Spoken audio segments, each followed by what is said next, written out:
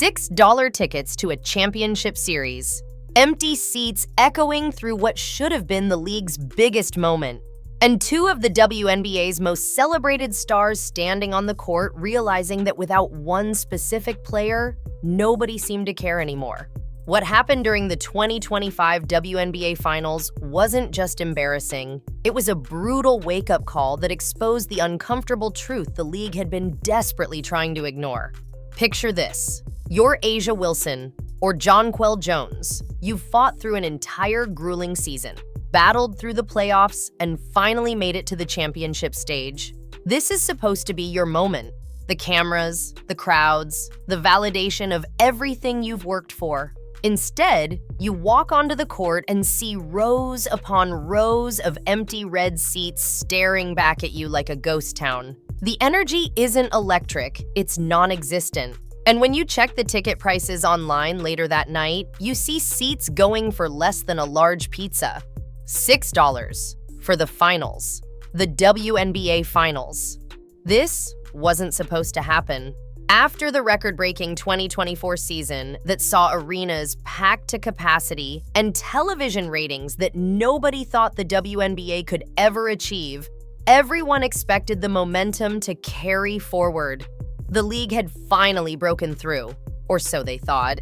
Caitlin Clark's rookie season had been nothing short of a cultural phenomenon. Every game she played turned into an event. Tickets that normally went for $20 or $30 were suddenly selling for hundreds. Arenas that had never seen a sellout were turning fans away at the door. Television networks were scrambling to add more WNBA coverage because the ratings were demolishing expectations. But here's where it gets interesting. And if you're enjoying this deep dive into what really went down, make sure you smash that like button and drop a comment below telling us whether you think the WNBA can survive without Caitlin Clark. Because what we're about to reveal gets even more shocking. The Indiana Fever's season had been the stuff of legends, with Caitlin Clark running the point alongside Aaliyah Boston's dominant inside presence. They'd transformed from league laughingstock to legitimate contender practically overnight. Every single one of their games became must-watch television. Social media exploded with Clark highlights. Young girls started wearing number 22 jerseys everywhere. The Fever weren't just winning games, they were winning the culture war. They made women's basketball cool in a way it had never been before. Then came the playoff exit. When the Fever were eliminated in the second round, something unprecedented happened. The casual fans, the ones who had just discovered the WNBA through Clark's magnetic gameplay and Sophie Cunningham's fiery competitiveness, they just disappeared. Poof, gone. Like they'd never existed in the first place.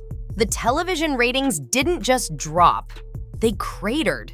We're talking about a nearly 50% decline from the games featuring Indiana to the conference finals. 50%. That's not a dip. That's a collapse. The league tried to spin it. Commissioner Kathy Engelbert released statements about competitive balance and the strength of the playoffs. Marketing teams worked overtime trying to hype up the finals matchup.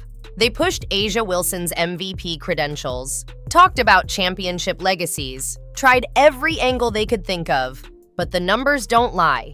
And social media sure as heck doesn't either. Fans started posting screenshots of ticket prices with captions like, "You can't even give these away." And remember when WNBA tickets were actually hard to get? The mockery was relentless and honestly, pretty deserved. But that wasn't the whole story. Behind the scenes, according to multiple league insiders who spoke on condition of anonymity, there was absolute chaos. Team executives were panicking about revenue projection. Television partners were having emergency meetings about their broadcast deals. Sponsors were quietly asking questions about viewership guarantees. The entire house of cards that had been built on the back of Caitlin Clark's popularity was teetering on the edge of collapse, and everyone knew it except apparently the players who had spent all of 2024 downplaying her impact. A'ja Wilson had been particularly vocal throughout the previous season about how the WNBA's success was a team effort, how it wasn't about one player, how the league had been building toward this moment for years. She wasn't wrong about the history and the groundwork, but she was dead wrong about the present reality. When she walked into that half-empty arena for Game 1 of the finals, the cognitive dissonance must have been overwhelming.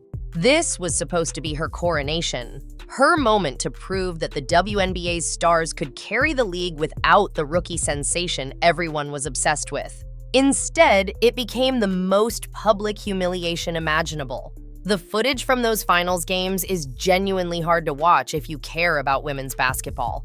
Camera operators were clearly struggling to find angles that didn't showcase the empty sections. Broadcasters kept trying to hype up the intimate atmosphere, which is code for nobody showed up. Players were visibly frustrated, and not just with the game action. You could see it in their body language during timeouts, the way they'd glance up at the empty upper decks, the forced smiles during introductions. Jonquel Jones, normally composed and professional, was caught on a hot mic saying, "This is DM and embarrassing," during a dead ball situation. That clip went viral faster than any highlight from the actual games. What happened next would shock everyone, even those who had been predicting disaster. The social media backlash against the league, and specifically against players who had criticized Caitlin Clark, became absolutely savage. Fans started posting comparison videos showing packed Fever games from the regular season next to the empty finals arenas. One particularly brutal TikTok showed a time-lapse of ticket prices dropping day by day as the finals approached, set to sad music. It got over 3 million views in 24 hours. Another viral post compiled every negative comment that veterans had made about Clark throughout her rookie season, with the caption, "This is what happens when you disrespect the person paying your bills." Harsh, but the internet isn't known for subtlety. The players tried to fight back. A'ja Wilson posted on social media about respect and appreciation for the game, but the comments section was absolutely ruthless. Thousands of responses all saying variations of the same thing. Where were these fans you're talking about? We saw the empty seats. Jonquel Jones attempted to take the high road, talking about how real fans support the league regardless of who's playing. But that just made people angrier. Because the implication was clear. If you only watched because of Caitlin Clark, you weren't a real fan. That kind of gatekeeping doesn't play well when your championship tickets are going for the price of a fast food meal. Now here's where it gets really interesting. And this is information that most people don't know. League sources have revealed that there were heated meetings between players and league officials during the finals. Multiple stars, including Wilson and Jones, demanded to know why the marketing budget seemed to disappear once Indiana was eliminated. They wanted answers about why the promotional push that had been so aggressive during the regular season suddenly went quiet. And the league's response, according to these sources, was basically a shrug. What were they supposed to do? The person everyone wanted to see wasn't playing anymore. This created a fascinating divide in the locker rooms across the league. On one side, you had veterans who felt disrespected and undervalued, who believed they'd earned their moment in the spotlight through years of hard work and dedication. On the other side, you had younger players and some honest veterans who recognized the reality. Caitlin Clark had changed the game, and pretending otherwise was just denial. The tension became so bad that several teams reportedly held players-only meetings to address the elephant in the room. Should they be grateful for the attention Clark brought, or resentful that it seemed to leave with her? The financial implications were even more devastating than the optics. Teams that had budgeted for playoff revenue based on the 2024 regular season numbers were suddenly facing massive shortfalls. Concession sales were down. Merchandise wasn't moving. Local sponsors who had jumped on board during the Caitlin Clark fever, pun intended, were suddenly asking about contract modifications. One team executive, speaking anonymously, said, "We went from planning expansion and facility upgrades to wondering if we'd make payroll. That's how fast it turned." The WNBA's supposed breakthrough year was revealing itself to be a house built on sand, or more accurately, built on one player's shoulders. Television networks were equally panicked. ESPN had invested heavily in WNBA coverage, adding games to their primetime schedule and dedicating significant resources to production. But without Clark, the ratings didn't justify the investment. Internal documents that leaked online showed that several finals games drew fewer viewers than college women's basketball games from earlier in the year. Think about that. The championship series of the professional league was getting beaten by regular season college games. That's not just bad, that's catastrophic for future media rights negotiations. And speaking of Caitlin Clark, where was she during all this chaos? Recovering from the shoulder injury that had plagued her late in the season and contributed to Indiana's playoff exit. But she wasn't just sitting at home feeling sorry for herself. Clark was already working on her game, posting workout videos that got more engagement than actual finals highlights. She did a few sponsor appearances that drew massive crowds. She even showed up at an Iowa women's basketball game and the arena went absolutely nuts, chanting her name for 5 straight minutes. The contrast couldn't have been more stark. The player who wasn't even playing was generating more buzz than the entire championship series. The media tried to create narratives around the finals. They really did. They talked about A'ja Wilson's quest for another ring, about championship legacies, about the purity of competition, but nobody was buying it. Sports talk shows that had dedicated entire segments to WNBA coverage during the regular season suddenly went back to talking about NFL draft prospects and NBA trade rumors. The few times they did mention the WNBA Finals, it was usually in the context of why isn't anyone watching, which just made the problem worse. Even die-hard women's basketball supporters were admitting in private that the games felt flat without the energy that Clark and the Fever had brought. Here's something that'll really blow your mind. Ticket sales data that was leaked showed that some finals games had more no-shows than actual attendees. People who had bought tickets during the regular season, expecting a certain level of excitement, just didn't bother showing up when they realized Indiana wasn't playing. The secondary market completely collapsed. Scalpers who had invested in finals tickets thinking they'd make a killing were literally giving them away outside arenas. One viral video showed a guy offering 2 courtside seats for $20 total and still not finding any takers. That's not just a bad look, that's a complete disaster. The international perspective made things even more interesting. WNBA games had started gaining traction overseas during the 2024 season, particularly in basketball-crazy countries like Spain, France, and Australia. But that international viewership dropped off a cliff once Clark was eliminated. European sports networks that had added WNBA coverage were suddenly questioning whether to continue. Social media engagement from international fans, which had been growing exponentially, basically flatlined. The global expansion that the league had been dreaming about for decades seemed to evaporate overnight, all because one player wasn't on the court anymore. Now, before we continue, if you're not already subscribed to this channel, what are you even doing? We bring you the real stories that mainstream media won't touch. Hit that subscribe button and turn on notifications so you don't miss any of our deep dives into WNBA drama. Because trust me, we're just getting started with this story. The aftermath of the finals has been even more revealing than the event itself.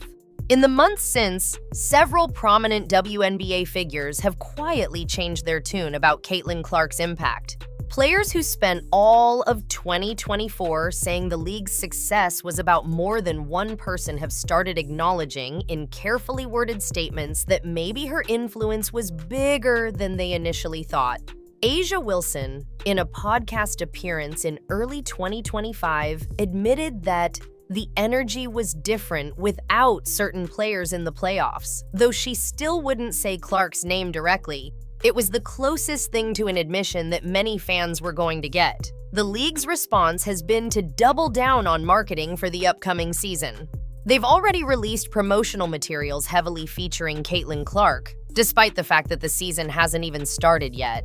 They're clearly betting everything on her staying healthy and the Fever making a deep playoff run, because they know they can't afford another finals disaster like the last one. Some teams have even restructured their schedules to maximize games against Indiana, knowing that's where the ticket sales and television ratings will be. It's both smart business and a tacit admission that the league has a serious dependency problem. Sophie Cunningham's addition to the Indiana Fever for the 2025 season has added another layer to this story. The combination of Clark's playmaking and Cunningham's aggressive, no-nonsense style has fans even more hyped than last year. Early ticket sales for Fever games are already breaking records, with some matchups selling out within minutes of going on sale. The contrast with last year's finals couldn't be more obvious. People want to watch Indiana. Specifically, they want to watch Clark and now Cunningham, and they really don't care about much else. That's harsh, but it's the truth that the numbers keep proving over and over again. The financial projections for 2025 are fascinating. Teams are essentially splitting their budgets into two categories: games against Indiana and everything else. The revenue expectations are wildly different. Some franchises are projecting that their handful of games against the Fever will generate more income than the rest of their home schedule combined. That's an insane imbalance for a league that's supposed to be about competitive balance and parity. But when your championship series draws worse than a regular season game featuring one specific team, you don't really have a choice but to acknowledge reality. Critics of this narrative will point out that building a league around one player is unsustainable and potentially dangerous. They're not wrong. If Caitlin Clark gets injured, if she decides to play overseas, if she retires early, the WNBA could be right back where it started or worse. But here's the thing. The league wasn't in a great place before Clark arrived. Average attendance was stagnant, television ratings were abysmal, and most Americans couldn't name 3 WNBA players if their life depended on it. Clark changed all of that practically overnight. Yes, it's risky to be so dependent on one player, but it's better than the alternative of continued irrelevance. The psychological impact on other players has been profound. Several WNBA stars have reportedly sought advice from sports psychologists about dealing with the reality that they're not the draw they thought they were. That's not meant as an insult, it's just facts. These are incredibly talented athletes who have dedicated their lives to their craft, and they're being confronted with the uncomfortable truth that talent alone doesn't equal popularity. It's a lesson that male athletes learned long ago. Star power matters as much as skill, sometimes more. The WNBA is just now grappling with that reality in a very public and painful way. Looking ahead to the rest of 2025, the pressure on Caitlin Clark is immense. She's not just carrying the Indiana Fever's championship hopes, she's essentially carrying the entire league's financial future on her shoulders. That's an unfair burden for a player who's only in her second season, but it's the situation everyone finds themselves in. The good news is that Clark seems to thrive under pressure. Her rehab from the shoulder injury has gone well, and early reports from Fever training camp suggest she's even better than last year. If she can stay healthy and Indiana can make a deep playoff run, maybe even win a championship, the league might finally stabilize. But what happens if they don't? What if the Fever get eliminated early again? What if the finals are once again played in front of empty seats with $6 tickets? The WNBA might not survive another embarrassment like last year's finals. Sponsors are already skittish. Television partners are already questioning their investments, and casual fans have proven they'll disappear the moment Clark is out of the picture. The league is essentially one injury or one bad playoff series away from potential catastrophe, and everyone knows it, even if they won't say it publicly. The most fascinating aspect of this entire situation is how it's forced a reckoning with some uncomfortable truths about women's sports and sports marketing in general. For years, the narrative was that women's sports were undervalued and underpromoted, that if only they got the same attention and resources as men's sports, they'd be just as popular.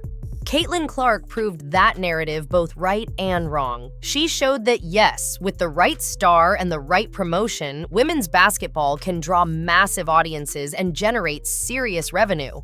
But she also showed that it requires that special combination of talent, personality, and timing. You can't just will it into existence, and you can't sustain it without the right pieces in place. The empty seats at last year's finals will haunt the WNBA for years to come. They're a visual representation of everything the league fears: irrelevance, dependency, and the fragility of their supposed breakthrough. A'ja Wilson and Jonquel Jones will forever be associated with that disaster, fairly or not. They worked just as hard as anyone. They played just as well, but they had the misfortune of reaching the pinnacle at the exact moment when everyone realized they weren't what people wanted to see. That's brutal, but it's sports. Sometimes timing is everything, and their timing couldn't have been worse. So what's the lesson here? What can we take away from the $6 finals disaster? Maybe it's that the WNBA needs to be honest about what drives interest instead of pretending that all players are equally marketable. Maybe it's that fans aren't obligated to support something just because they're told they should. Maybe it's that building a sustainable league requires more than one superstar, but you've got to start somewhere. Or maybe the lesson is simpler. Don't take for granted the person who's filling your arenas, because when they're gone, you might find out that nobody else can do what they did. Drop a comment below and let us know what you think. Can the WNBA survive without Caitlin Clark? Should they be doing more to market other players? And were those empty finals arenas a wake-up call or a death sentence? We want to hear your thoughts, and if you made it this far, you're clearly a real fan of the game. So make sure you're subscribed because we've got more WNBA content coming that you won't want to miss. The 2025 season is about to get wild, and we'll be covering every dramatic moment.